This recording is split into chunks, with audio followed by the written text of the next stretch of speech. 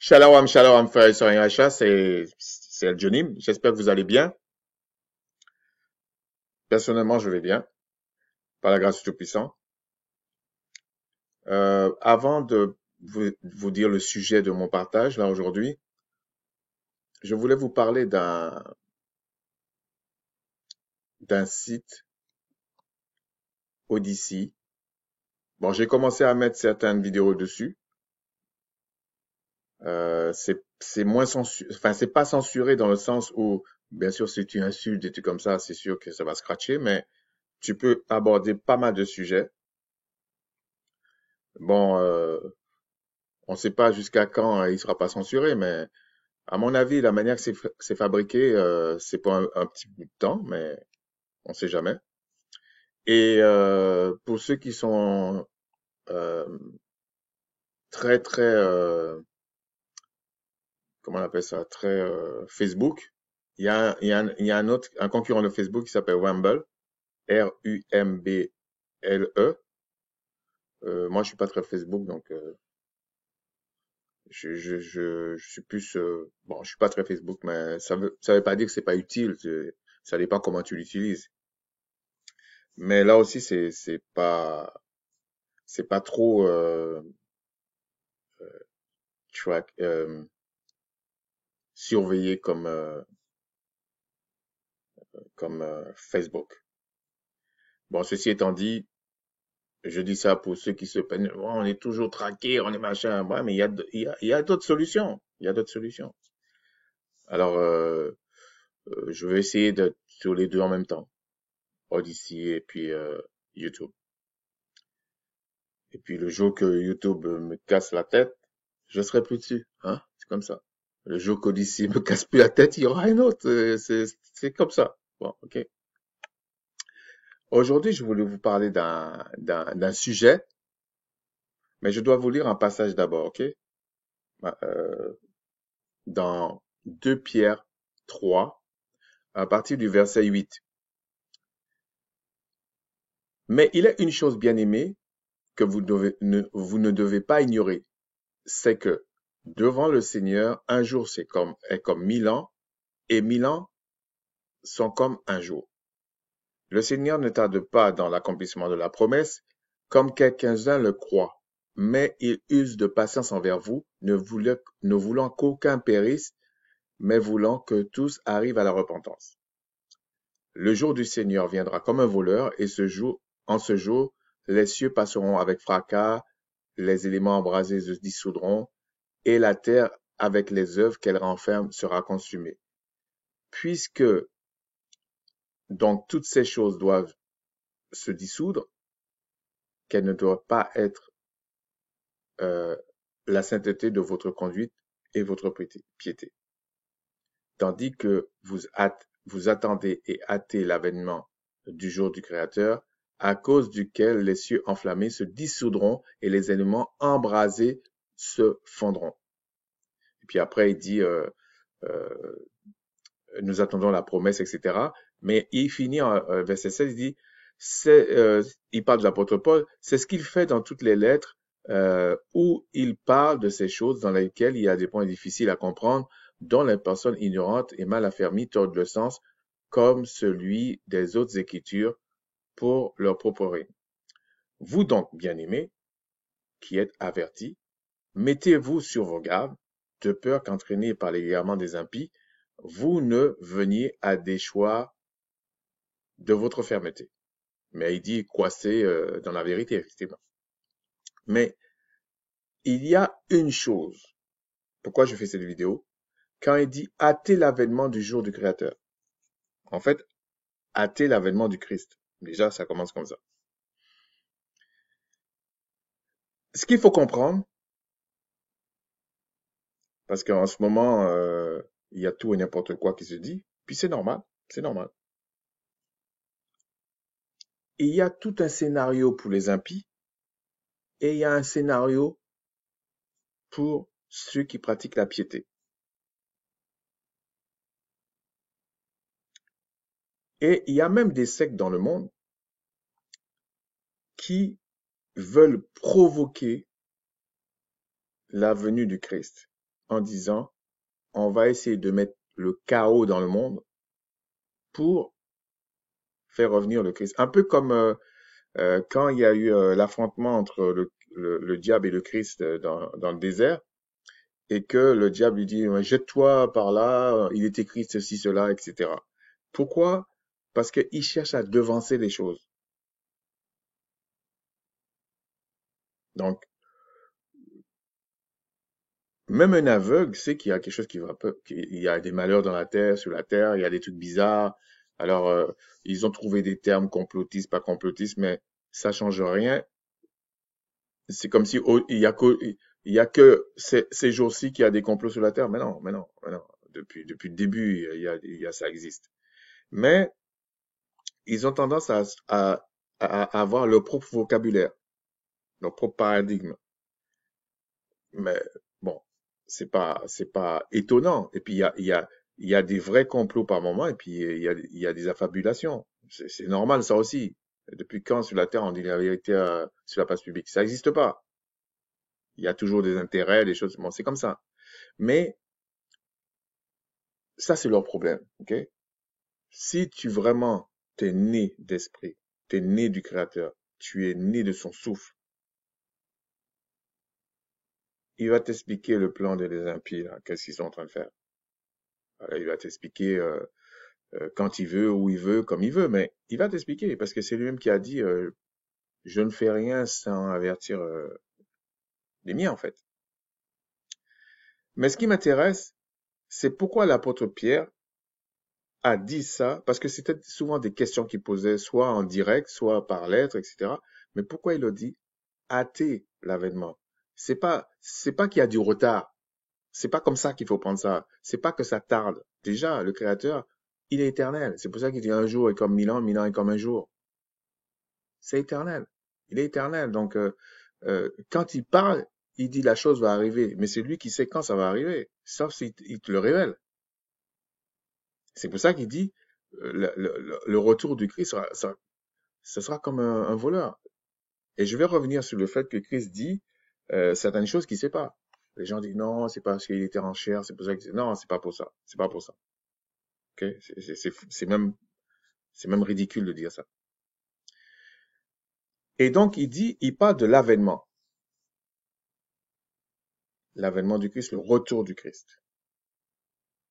Mais c'est pas parce qu'il dit l'avènement du jour du Créateur.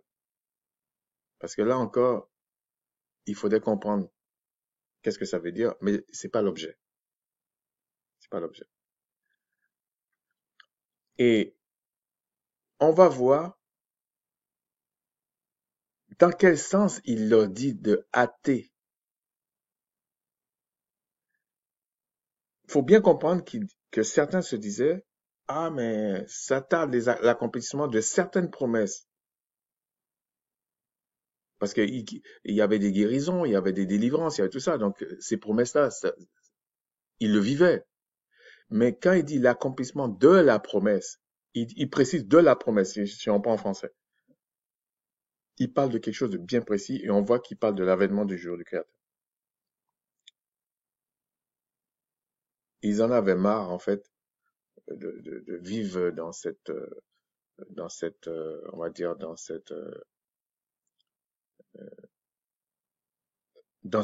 on va dire, dans cet esprit-là, dans ce mensonge. Ils en avaient marre, en fait. Donc, ils disent, ouais, mais ça tarde, là. Ils avaient hâte que le Christ revienne. Et l'apôtre Paul leur dit, non, il y a un moyen de hâter ça. On va passer dans Ésaïe 41, puis après je vais aller dans un autre texte et on va vous expliquer ça par la grâce du Tout-Puissant.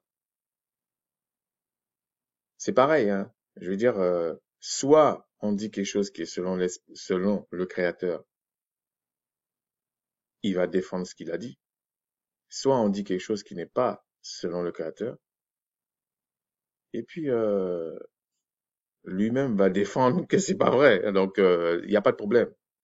Donc quand tu viens et puis tu dis n'importe quoi à certaines personnes, s'ils te disent la vérité, c'est le Créateur qui va te frapper. C'est comme ça se passe. Sauf si vraiment il t'a appelé à la repentance, il va patienter. Mais il va patienter jusqu'à un certain point. C'est comme ça. Mais si t'as même pas appelé, tu sers même à rien, il va pas se gêner. Je vous dis, arrêtez de prendre le Créateur pour un bisounours. Non, non, non, non, non. Donc vous avez peur des hommes, mais vous n'avez pas peur du Créateur. Vous êtes des malades, hein.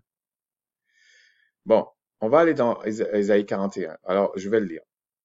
Les îles, bon, il y avait des choses que le Créateur avait fait, et puis c'était la conséquence. Les îles voient, bon, il prophétise, hein. Les îles voient et sont dans la crainte, les extrémités de la terre tremblent, ils s'approchent, ils viennent, ils cèdent l'un l'autre, et chacun dit à son frère courage. Le sculpteur euh, encourage le fondeur, celui qui polit au marteau encourage celui qui frappe sur l'enclume, il dit de la soudure, elle est bonne, et il fixe l'idole avec des clous pour qu'elle ne branle pas. Mais toi, Israël, mon serviteur Jacob, que j'ai choisi, race d'Abraham que j'ai aimé, toi, que j'ai pris aux extrémités de la terre, que j'ai appelé d'une contrée lointaine, à qui j'ai dit, tu es mon serviteur, je te choisis, je ne te rejette point. Bon là, on aurait pu s'attarder sur des termes comme extrémité de la terre. Pour les gens qui croient toujours quand on dit extrémité ou quand on dit certaines expressions dans les Écritures, même quand on le met en français, même si on allait chercher en hébreu, il faut encore le mettre dans le paradigme de l'époque, enfin d'Israël, ok? Parce que aujourd'hui, quand on dit extrémité de la terre, ça a peut-être rien à voir avec ce qu'il appelle extrémité de la terre. Mais bon, c'est pour ça que des fois, les gens, en fait, quand les créateurs les frappent d'un esprit d'égarement, ils disent n'importe quoi. Ou alors, il vaut mieux faire comme certains, ils écrivent leur propre Bible, mais le problème, c'est qu'ils font référence toujours à l'ancienne, donc c'est de la confusion. Alors, je continue. Toi, non, verset 10. Ne crains rien, car je suis avec toi. Ne promène pas des regards inquiets, car je suis ton créateur. Je te fortifie, je viens à ton secours, je te soutiens de ma droite triomphante. Voici, ils seront confondus, ils seront couverts de honte. Tous ceux qui se sont irrités contre toi, ils seront réduits à rien, ils périront, ceux qui disputent contre toi. Tu les chercheras et tu ne les trouveras plus. Ceux qui te suscitaient querelle, en gros, qui t'emmerdaient en fait.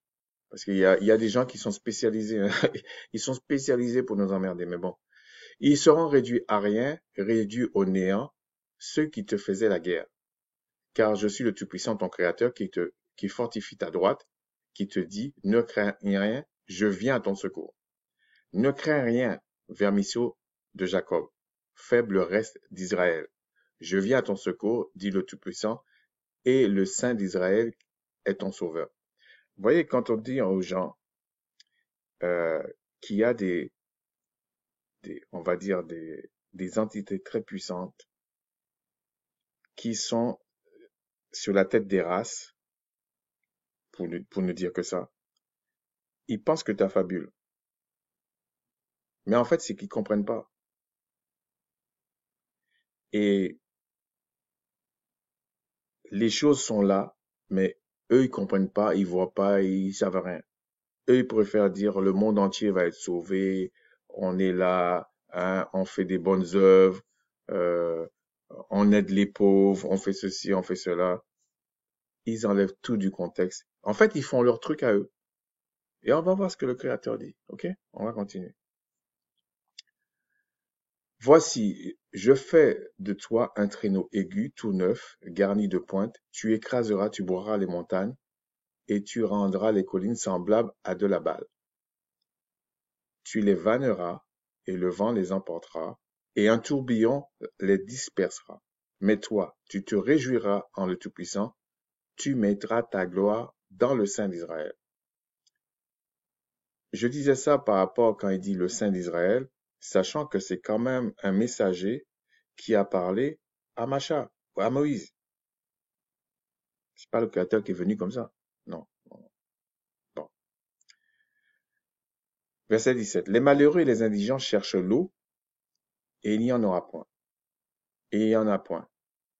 Leur langue est desséchée par la soif. Moi, le Tout-Puissant, je les exaucerai. Moi, le Saint, le Créateur d'Israël, ou le Saint d'Israël, je ne les abandonnerai pas. Je ferai jaillir des fleuves sur des collines et des sources au milieu des vallées. Je changerai le désert en étang, la terre aride en courant d'eau. Je mettrai dans le désert le cèdre, l'acacia, le myrrhe et l'olivier. Je mettrai dans les lieux stériles le cyprès, l'orme et le buis, tous ensemble, afin qu'ils voient, qu'ils sachent, qu'ils observent et considèrent que la main du Tout-Puissant a fait ces choses, que le Saint d'Israël en est l'auteur.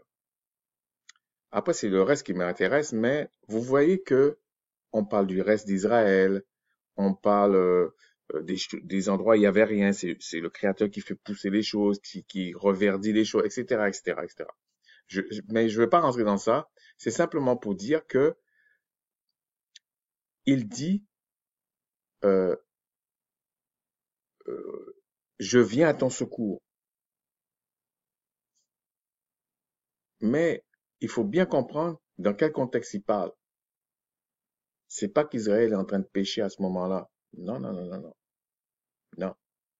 On va continuer. Verset 21. Plaidez votre cause, dit le Tout-Puissant, produisez vos moyens de défense, dit le roi de Jacob. Bon, là, il dit le roi de Jacob. Hein. Voilà. Bon, pour ceux qui n'ont pas compris, il a pas dit le roi de Jacob spirituel, les conneries que j'entends des fois. Non, il a dit le roi de Jacob. Bon, on continue. Qu'il les produise et qu'il nous déclare ce qui doit arriver. Quelles sont les prédictions que jadis vous avez faites? Dites-le. Bon, il y a plusieurs textes où le Créateur parle comme ça, en fait. On voit les prophètes pour parler. Pour que nous y prenions garde et que nous en reconnaissions l'accomplissement. Ou bien, annoncez-nous l'avenir. Bon, je pense que c'était un peu d'ironie, là. Puis il continue. Dites ce qui arrivera plus tard, pour que nous sachions si vous êtes des puissances, des êtres célestes, enfin, ils ont traduit des dieux, là, ok? Faites seulement quelque chose de bien ou de mal, pour que nous le voyions et nous le regardons ensemble. Bon là, après, à mon avis, il n'était pas content. Il a dit voilà, voici, vous n'êtes rien en fait. Et votre œuvre est le néant. C'est une abomination que de se complaire en vous. Les gens qui disent non, quand quelqu'un parle comme ça là, c'est qu'il a décidé de vous faire quelque chose. Hein. Il a quelque chose qu'il n'aime pas. Ok? Donc, ce qui m'intéresse dans ce passage, c'est que le prophète est venu, parce que quand il parlait, le Créateur disait non, va dire ça. C'est comme ça que ça se passait en fait. Donc là, il dit, c'est comme s'il a pris le truc trop haut, mais il a pris un peu égal à égal, puisque bon, après au début, il a quand même rigolé. Hein, le sculpteur dit au fondeur, etc. Il encourage, ils s'encouragent entre eux. Ça, c'est le scénario des impies. Qu'est-ce qu'on a lu là? Là, ils s'encouragent entre eux. Comme ça se fait là. Ah, on a trouvé quelque chose, on va vous donner ça. Ils s'encouragent entre eux. On a passé des moments difficiles, on s'en est sorti, et puis c'est une belle découverte. Ils s'encouragent entre eux. Il n'y a pas de problème. Il n'y a pas de problème. Bon, maintenant, qu'est-ce que le Créateur répond? Il dit, c'est moi seul qui prédis. Hein. Et il a même dit dans Amos, un malheur n'arrive pas sans que moi je sois l'auteur. Non, non, non. Il n'est pas comme le prophète Élie avait dit au prophète de Baal, peut-être qu'il est en train de dormir. Lui, il dort pas. Et il dit, ce qui m'a fait, franchement, ça m'a fait rigoler. Il commence déjà au départ. C'est comme si il commence à un niveau. Quelles sont les prédictions que jadis vous avez faites? dites-moi, enfin, pour que je reconnaisse annoncez-nous l'avenir. Puis il continue. Dites ce qui arrivera plus tard, pour que nous sachions si vous êtes des puissances, des êtres célestes, enfin, des dominations, des autorités, enfin, agréées par le Créateur, ou même qui a un pouvoir sur la terre, en fait, vraiment.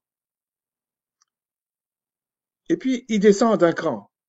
En fait, fais quelque chose, en fait. Soit bien, soit mal, pour que nous voyons. Parce qu'en fait, il voit rien. Si vous voulez, les hommes sur la terre, ils s'agitent, ils voient des choses, puisque on vous parle du sculpteur, verset 7, qui encourage le fondeur. Celui qui polit au marteau encourage celui qui frappe sur l'enclume. En fait, ils s'encouragent entre eux. Ah, il y a une belle soudure. Ah, c'est une belle invention, ça. C'est un bon truc. Voilà. Mais le Créateur dit, fais le bien ou le mal pour que je vois ce que tu fais, parce que, en gros, je vois pas. Le Créateur dit, non, moi, je vois pas, en fait. Et puis là, il met la sentence. Vous êtes rien. Et votre œuvre est le néant. Pourtant, ils ont apprécié la soudure, hein. C'est une belle soudure. Ils ont même mis des clous là pour que ça branle pas, quoi. Mais le Créateur dit, ça c'est le néant, ça. Moi, je vois pas ce que c'est. Et puis il dit, c'est une abomination, en fait, de se confier en vous. Et puis il dit au reste d'Israël, ne vous inquiétez pas. C'est moi qui viendrai à votre secours. Souvenez-vous de ce que Pierre dit, ce que Ésaïe dit là. Maintenant, on va aller voir dans Deutéronome 30. Je vais m'arrêter là après, hein. Dans Deutéronome 30, on va le lire. Lorsque toutes ces choses t'arriveront, en fait, à Macha, on nous donne les lois. Bon, là encore, je ne vais pas toujours répéter la même chose. C'est une abomination de ne pas expliquer aux gens que lorsqu'on dit la loi de Moïse ou la loi de Macha, ça n'appartenait pas à Macha, ça n'appartenait pas à Moïse. Moïse a été un instrument, puisque c'est l'ange qui parlait, enfin le messager que le Créateur a envoyé à Macha, à Moïse, qui lui a révélé une science, la volonté du Créateur, qu'on a résumée en disant la loi. Donc pour repérer dans le temps des choses, on dit la loi de Macha, mais c'est pas sa loi à lui. Même quand on dit ouais, Macha vous a autorisé, on sait très bien, Macha peut pas se permettre d'autoriser quelque chose comme ça sans que le Créateur dise oui ou non, ou lui dit mais fais comme ça. Puisque le même Macha, il a écouté le peuple, il n'est pas rentré dans la terre promise. Vous vous rendez compte? S'il avait été blasphémé là, en allant faire des choses sans consulter le Créateur, mais c'est pas qu'il rentre pas dans la terre promise seulement. Il serait consumé sur place. Souvenez-vous de la femme de Lot. Elle a simplement, elle a regretté, c'était fini. Donc, il faut prendre l'ensemble des écrits, ok? Pour pas raconter des bêtises. Lorsque toutes ces choses t'arriveront, la bénédiction et la malédiction que je mets devant toi, si tu les prends à cœur au milieu de toutes les nations chez lesquelles le Tout-Puissant, ton Créateur, t'aura chassé, si tu reviens au Tout-Puissant, ton Créateur, et si tu obéis à sa voix de tout ton cœur et de toute ton âme, toi et tes enfants, selon tout ce que je te prescris aujourd'hui, alors le Tout-Puissant, ton Créateur, ramènera tes captifs et aura compassion de toi. Il te rassemblera au milieu de tous les peuples chez lesquels le Tout-Puissant, ton Créateur, t'aura dispersé. Donc, il montre bien, il va te disperser au milieu de beaucoup de peuples. Dans la version là, j'ai pas été voir, mais il parle pas de nation, il parle de peuple. Il y a une nuance, ok? Il y a une nuance. Ensuite, il dit si tu obéis à sa voix de tout ton cœur, de toute ton âme. Mais quand vous prenez le texte, il parle de bénédiction et de malédiction. Il parle de la loi. Donc, il dit sa voix, c'est la loi.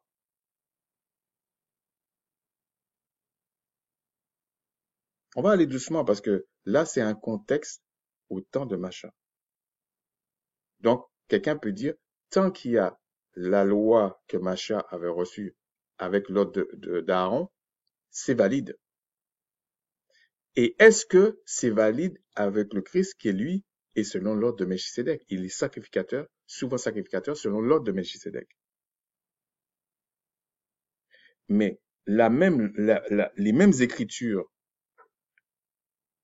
on va dire, qui tiennent compte des prophètes qui obéissaient à la dispensation de la loi qu'on avait donnée à Macha, Christ dit, ces prophètes, en fait, ils parlaient de moi. Il y avait des choses que je devais accomplir. C'est pour ça qu'on dit que les lois sacrificielles, bien sûr qu'on parle des lois sacrificielles qui ont été accomplies en Christ, on parle des lois sacrificielles dans le sens du sang. Parce que sans effusion de sang, il n'y a pas de pardon des péchés. On ne parle pas de tout, parce que c'est vrai quand on parle de sacrifice, il y a aussi les offrandes, il y a tout ça. On ne parle pas de tout ça. On ne parle pas de ce qui est en dehors du sang. Ben oui, sinon ça n'a pas de sens. Donc, on parle de ça à ce niveau. Et on va continuer, ok? On va continuer. Je voulais dire quelque chose, mais non. Quand tu seras exilé à l'autre côté, à l'autre extrémité du ciel, le Tout-Puissant, ton Créateur, te rassemblera de là, et c'est là qu'il t'ira chercher. Il faut bien comprendre. Bon, là aussi, on parle de l'extrémité du ciel, en tout cas en français, et l'autre, on avait dit l'extrémité de la terre. Bon, maintenant, on peut faire une étude sur ça, mais ça prendra des heures, vous voyez bien. Donc, je vais essayer de faire un peu court là. Et on vous dit là, dans Isaïe, on vous dit, je viendrai à ton secours. Là, on dit, j'irai te chercher même. Mais il y a une condition à ça.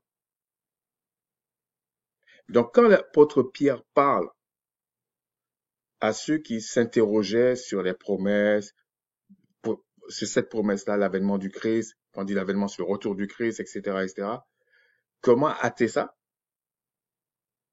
Parce que, en fait, ils n'ont pas dit comment hâter, c'est l'apôtre Pierre qui a été plus loin que leur question, qui a dit non, ce que vous pouvez faire, c'est hâter son retour. Mais c'est pas que le Créateur tarde dans les promesses. Parce qu'il y a un scénario des impies et il y a un scénario pour nous. Donc, là, il dit, mais le Créateur déjà annonce, prophétise déjà. Sachez que dans Ésaïe, que je vous ai lu, mais il y a plusieurs textes comme ça, où il dit, c'est moi seul qui prédis. Arrêtez vos bêtises là. C'est moi qui dis ça, ça va se passer comme ça. Et il va même dans Amos pour dire, mais s'il y a quelque chose qui se passe là, c'est moi qui suis l'auteur. Tout ce que vous faites là, c'est le néant. Encouragez-vous entre vous là, mais c'est le néant. En fait, il veut dire, peu importe ce que vous allez faire là, vous allez vous amuser, mais le jour que je dis, bon, c'est comme ça va être comme ça. Et c'est ça que les gens ne comprennent pas, hein. Enfin, ils font comme s'ils ne comprennent pas. C'est tant que ce reste d'Israël, le peuple, dort, ils vont vous donner l'illusion qu'ils existent. Quand je dis ils existent, pas sur le plan humain, mais ils existent dans, dans les choses éternelles, mais ils n'existent plus. Et leur but, c'est que vous dormez. Mais le Créateur a dit, c'est moi qui vais vous hanter, c'est moi qui vais faire ça. Pourquoi il dit ça? C'est pas qu'il manipule, c'est pas ça. C'est parce que Israël avait l'habitude de pécher. Okay? Certains diront, c'était un peu normal parce qu'ils étaient sous l'ordre d'Aaron, donc c'était une loi, les sacrifices de sang qu'il y avait des animaux, C'était pour maintenir l'âme vivante en vie. Et quand Christ arrive, là, on parle de l'être vivifiant. Donc, c'est une strate au-dessus. Là, on rentre dans les choses, on va dire, célestes. Et si déjà les choses qui étaient animales ne concernaient pas le monde entier, comment voulez-vous que les choses célestes, qui demandent un sacrifice excellent, ça va concerner le monde entier? Vous êtes des malades. C'est encore plus restreint.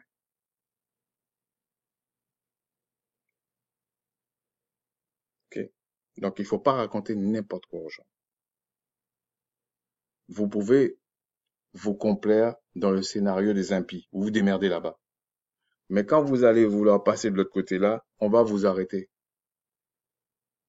Les messagers même du Créateur vont vous arrêter. Ça va être comme ça. Et c'est pour ça que ça se précipite un peu partout là. Même un aveugle voit qu'il y a des problèmes. Donc, quand vous venez dire qu'il y a des problèmes là, vous êtes le néant. C'est le Créateur qui le dit. Tu dis rien là.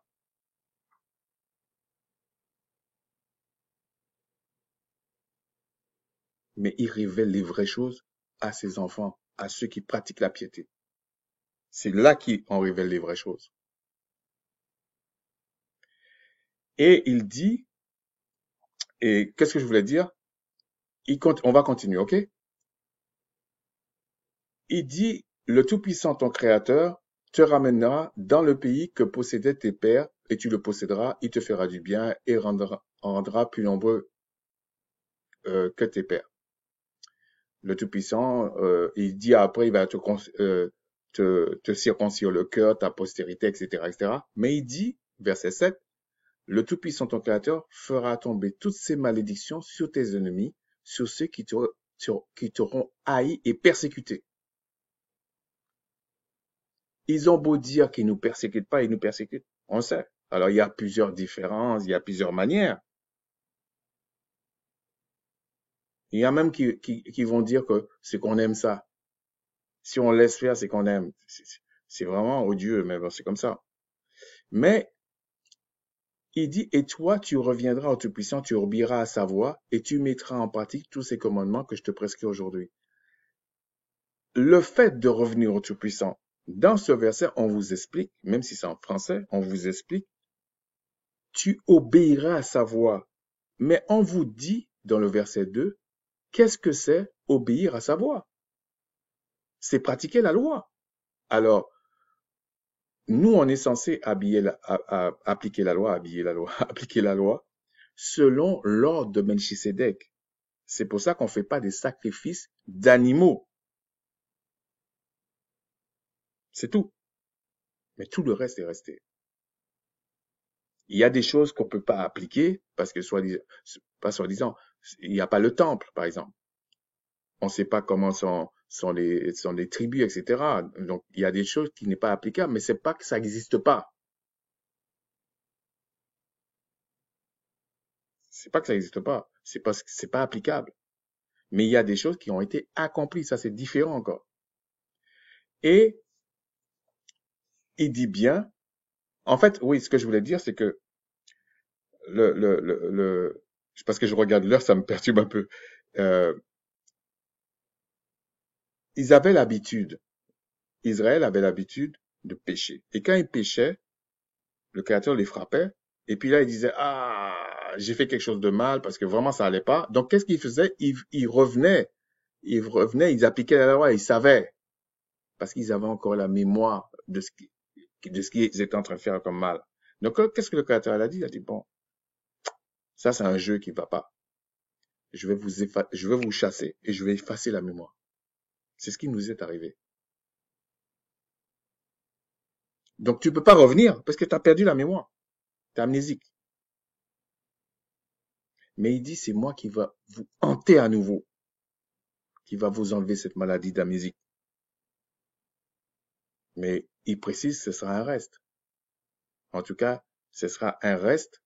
Et suivant comment vous faites, je vais travailler avec la maison de Jacob. Mais forcément, il y a le scénario des impies, il va le faire. Ils vont le faire. C'est normal, ça. Mais le scénario pour lequel on t'a appelé, c'est lui qui va te dire, voilà, tu peux rien faire sans moi, là. Même repentir, là, c'est moi qui te donne cette grâce. Ensuite, comme a dit le Christ à Nicodème, il faut que tu naisses de nouveau. Mais si tu nais de nouveau, qui est ton père et ta mère maintenant? Parce que Nicodème aurait pu poser cette question-là. Peut-être il l'a posé, mais ça n'a pas été écrit. Mais, ouais, mais là, comment je fais? Parce que si je nais de nouveau, qui va être mon père et ma mère? Si tu me dis que je ne peux pas rentrer dans le ventre de ma mère à nouveau. Là, c'est le créateur, ton père, mais qui est ta mère maintenant? Il faut comprendre tout ça, hein.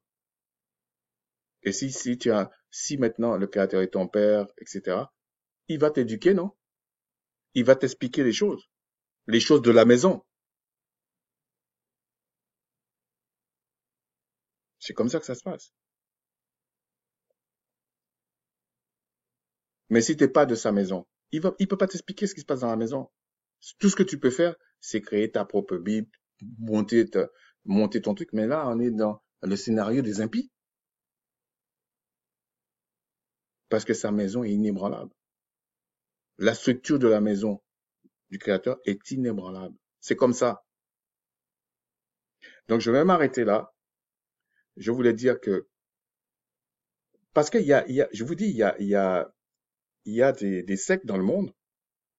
Ils ont la prétention de vouloir, parce elles sont assez puissantes, de vouloir mettre le chaos sur la terre pour accélérer l'avènement du Christ, le retour du Christ en fait.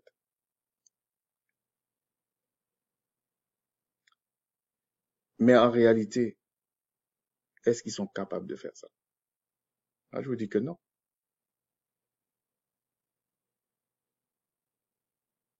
Mais c'est quand la maison de Jacob va se réveiller, enfin se réveille ou se réveiller, sachez, n'oubliez pas,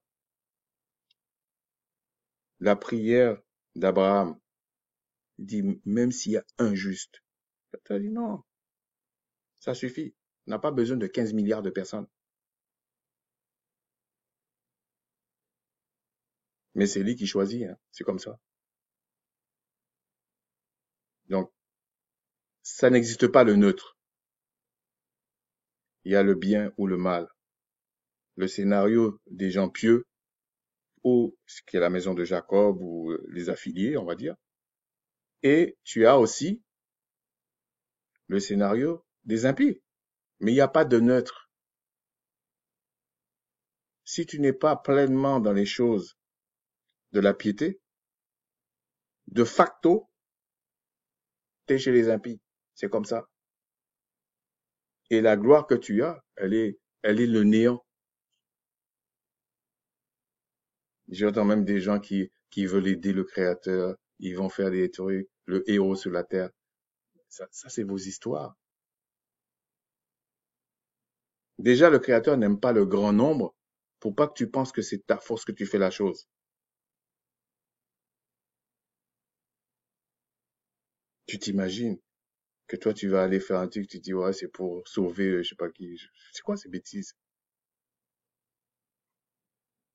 Donc, pour finir, quand le créateur dit, je veux venir à ton secours, j'irai te chercher, je vais te ramener tel endroit. Mais il y a déjà des gages, même parmi les peuples. Regardez quand Daniel et ses compagnons étaient à Babylone. Le Créateur était avec eux, hein.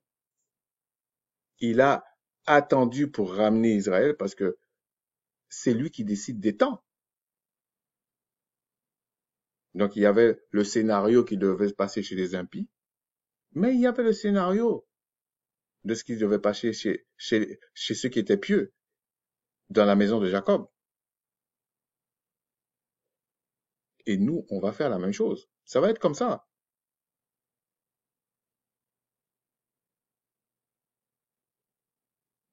Mais il n'y aura pas des milliards de personnes qui vont crier au Créateur. Le Créateur déjà n'aime pas ça. Il parle du reste d'Israël. Bon, le reste d'Israël, ça peut être pas mal, mais il parle du reste d'Israël. Il parle pas de... Donc, ne soyez pas découragés quand on se moque de vous, machin. Mais par pitié, quand vous savez pas quelque chose, ne tentez pas de trouver des réponses parce que ça touche à votre orgueil. Vous savez pas, vous savez pas. Il y a plein de choses que je sais pas. Il y a même certains qui disent, ouais, mais John, tu sais, tu veux pas dire. Non, je sais pas. Bon, il y a des fois, je peux te dire, je sais, mais je te dis pas. Il y en a même qui me disent, t'es méchant, tu sais, tu dis pas. Non, mais je m'en fous. Sur ce, je vous dis un gros shalom à tous ceux qui sont appelés à la repentance et au salut. Et puis, continuez à approfondir les choses. Sachez que c'est le Créateur seulement qui conduit hein, pour le salut. Hein. Donc, il y en a qui vont venir vous insulter, mettre des dislikes, mettre de je sais pas quoi, même en dehors de YouTube. Hein. Ah ouais, mais ça veut dire que toi tu sais, nous on sait pas. Bah,